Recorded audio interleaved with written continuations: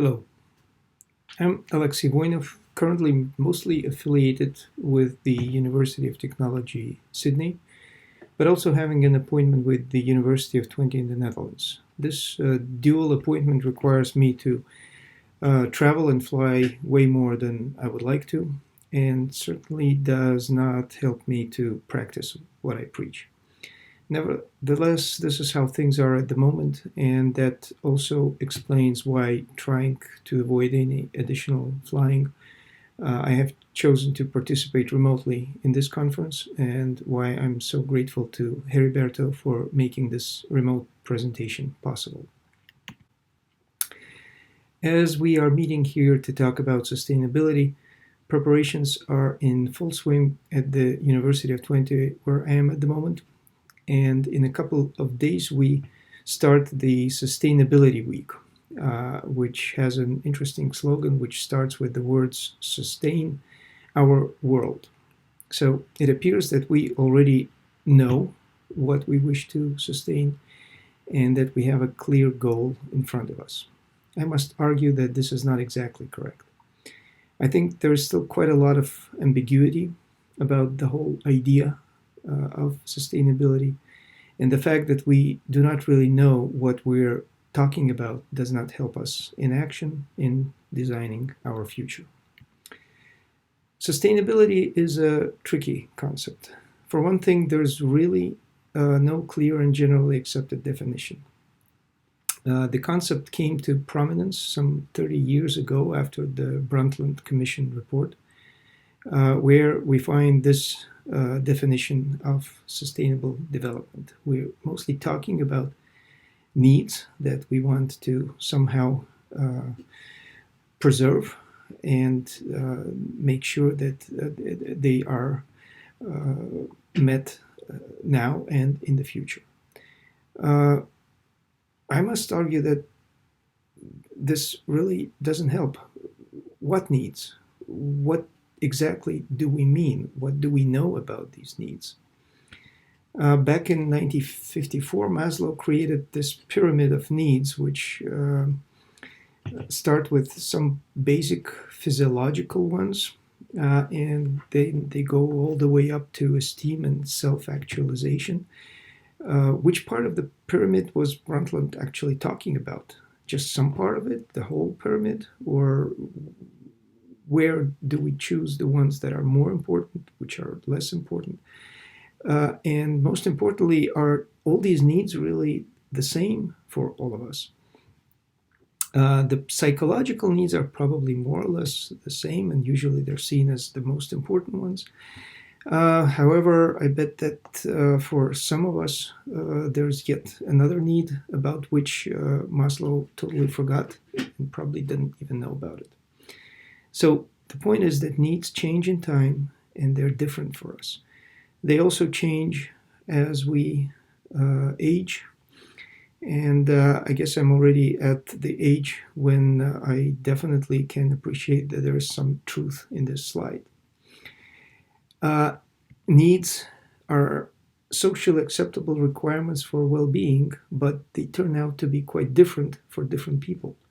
They change with perceptions, values, traditions, mindsets. Wouldn't this be a great place to put a huge city? Yeah, probably for some. Needs are quite different from those who have and those who don't have. I would argue that people sitting in these cars have needs which are quite different from the needs of this family. While in both cases we find people in pretty crowded conditions, I'm sure their needs are different. Change happens with needs pretty much all the time. They're different from wants, but connected. Needs grow out of wants. But again, both change in time, and their number tends to increase. As wants become haves, haves become needs, and they're all changing. I think Matthew Chu put it really quite eloquently on the Ecologue mail list some time ago. Unfortunately, I don't have a better reference for this quotation. But basically, he stresses that it's really naive to project our values, preferences, and capabilities into an unknown future. And we don't even know what was in the past. We're decoupled with the previous 2, 3 generations. We know even less about the needs of future generations. Indeed, it really isn't clear what ought to be sustained. It's even less clear what can be sustained. So, what actually the Brundtland definition of sustainable development is talking about, we really don't know. One of the very recent new definitions and the call to redefine sustainability in just published paper last week that came across my desk, in essence, again, keeps talking about the needs. Well, yes, we now are also asked to respect the other species inhabiting on planet Earth, but we're still apparently concerned about some vague and obscure needs which we don't know. There are other definitions that tend to describe sustainability rather than really define it. Solow talks about a system that is sustainable as long as total capital of the system is equal or greater in every next generation. More or less similar mindset of Costanza, who's talking about system's ability to maintain organization function in the face of external stress. In most of these descriptions and most of these definitions, we see that the keywords that come with the notion of sustainability are about persisting, maintaining, continuing to indefinitely, some greater longevity. So we want to keep something up and going. But how do we marry this? How do we compare it to the reality in the world around us, which goes through a lot of cycles? At best, we have some kind of quasi-equilibrium that we can observe, but nothing is really constant, nothing is maintained. Holling came up with his famous renewal cycle in ecology. And again, it's very different from persistence. And there's a certain value in these changes, in this release, in this ability to somehow rearrange and readapt and evolve. Similar dynamics we see, for instance, in the description of passion by Gumilev, who was looking at various civilizations and describing this passion as a driving force for the development of an ethnos in his theory. And similarly, he's observing how passion grows first, reaches the acme, and then gradually tends to decline as the system turns into homeostasis and then obscurity. So a lot of systems go through this kind of cycle. A very practical example on the evolution of salmon cannery in the Columbia River. Again, the same kind of renewal pattern. So indeed, we see that this cyclic nature of development is actually very basic in our life that we know. And it's also quite contrary to the goal of sustainability if we are really assuming that sustainability is about preservation, maintenance of a certain state of function. And in systems, we know that the system is really, the whole is more than just a combination and some of the parts. And in a way, evolution really cannot occur unless there's limited longevity. Sustainability in this case of the human enterprise, that is the way that humans are trying to intervene and the intervention that we impose on the system as part of our activity is actually supposedly designed to control and manage and to preserve the system in a certain state that is desired. But that's now, but then this goes against the ideas of evolution. It's quite contrary to it. In fact, we see that sustainability of a system seems to borrow from a sustainability of the super system, and in a way it will rest on the lack of sustainability in the subsystems, because in order for the system to persist, it has to adapt, it has to change, so the elements should be allowed to fail. But then, obviously, the only level where sustainability makes sense to discuss is the global one. Yet, we are seeing a lot of efforts on the local level as well. There's attempts to operationalize sustainability and the Sustainable Development Goals, which are largely politically driven, hardly possible, in fact. And also, there are attempts to apply these goals in a variety of different scales, including the local one.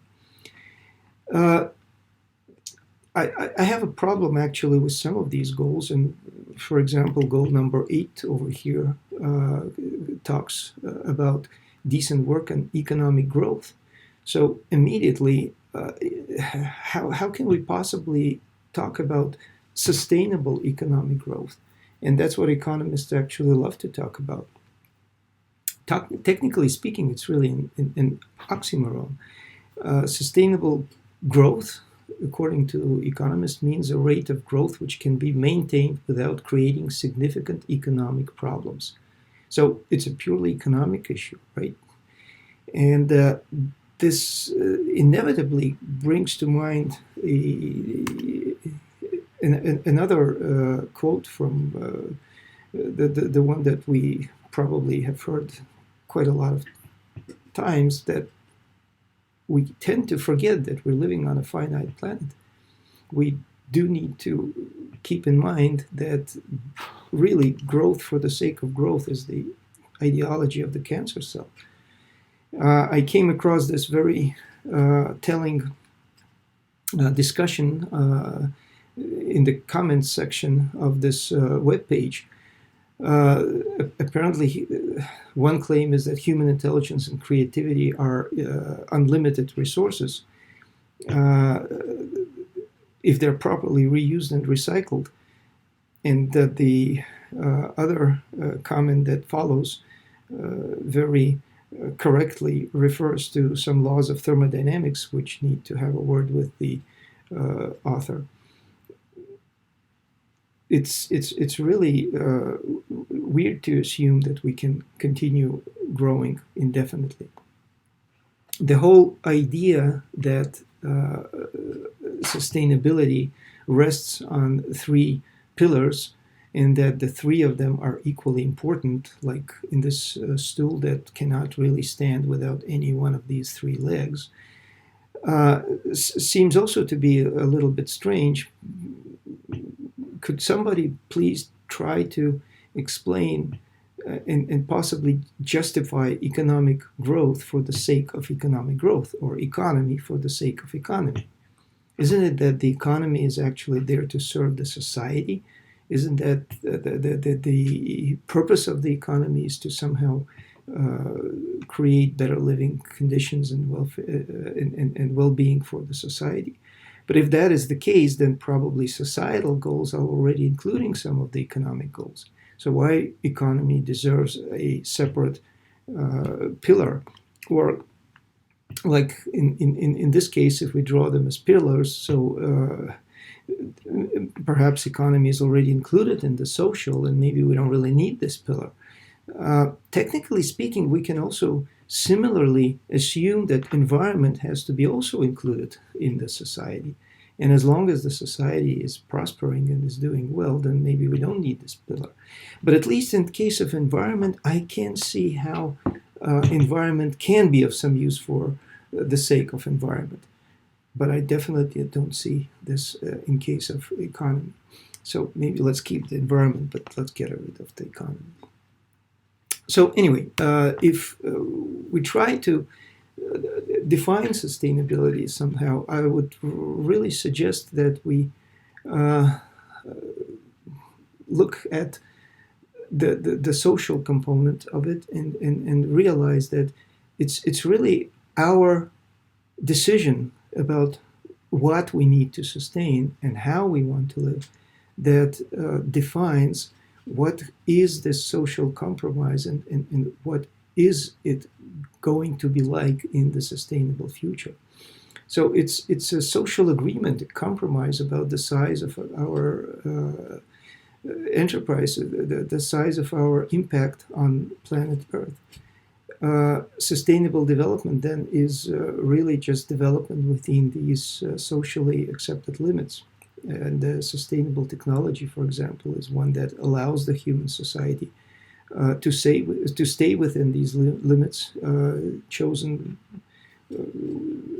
that have been socially somehow compromised, and enhancing this social compromise about these limits. It's not really about maintaining or preserving. It's actually staying within certain boundaries. But if that is the case, what becomes really important is to understand what is the vision of the future that we want to build. Is this going to be some kind of an ecotopia? What do we want to choose? Or maybe it will be some technological paradise when the whole life will become entirely controlled, like on a spaceship.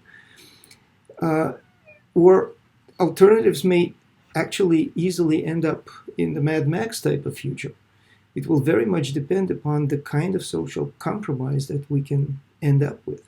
But it's very important to decide where we're going and what kind of world we want to build, because that will define the boundaries that we're setting. Famous saying of Yogi Berra, if you don't know where you're going, you might wind up someplace else.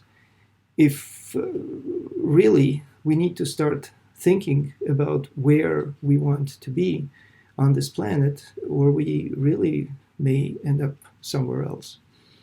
There has been already quite a bit of work about the planetary boundaries, but the planetary boundaries so far are defined not as a result of a social compromise. And these boundaries that have been set so far are not really related to our decision about the future.